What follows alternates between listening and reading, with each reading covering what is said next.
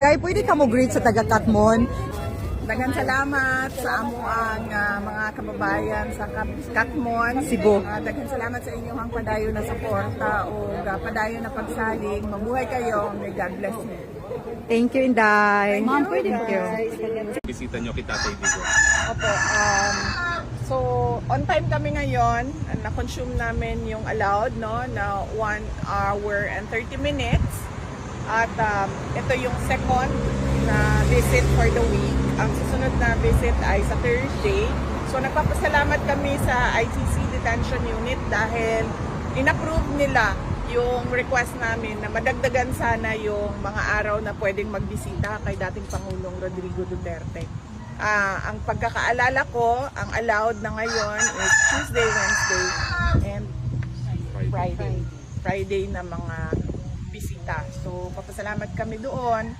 At, dinanong namin siya kanina kung kamusta ang kain.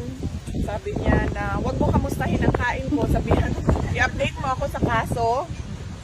So, in-update ko siya. In-update namin siya sa kaso according to sa kung ano lang allowed, no? Sa amin na non-lawyers niya sa ICC na pwedeng sabihin sa kanya. So, yun ang unang pinag-usapan. And then, nag-usap din kami about family. Kung kamusta na ang mga family members, nagkamusta siya kay sa kuya namin. Tanong siya nasaan si Paolo at anong ginagawa. At ang sumunod ay nag-mention siya about Kitty, na ipinakita daw sa kanya ng mga lawyers kasi allowed siya, no, na ipakita yung mga messages nating lahat, na i-upload ng lawyer yon at ipakita sa kanya. So nakita niya daw yung billboard ni Kitty sa Manila. Meron daw billboard si Kitty sa Manila. So na-mention niya yon and he was proud of it. And nagtanong siya sa mama ko, nagtanong siya kung kilala ba daw ng mama ko si Hanilet.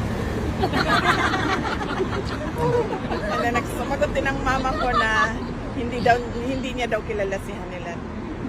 So, yeah. Tapos, tinanong ko siya, kamusta ang tulog mo? Sabi ko, dire-diretso ba ang tulog mo? Meron ka bang insomnia? Sabi niya, wala naman akong insomnia. Minsan lang hindi ako makatulog dahil sa kakaisip sa nanay mo. Wow. Yeah. Grabe talaga, no?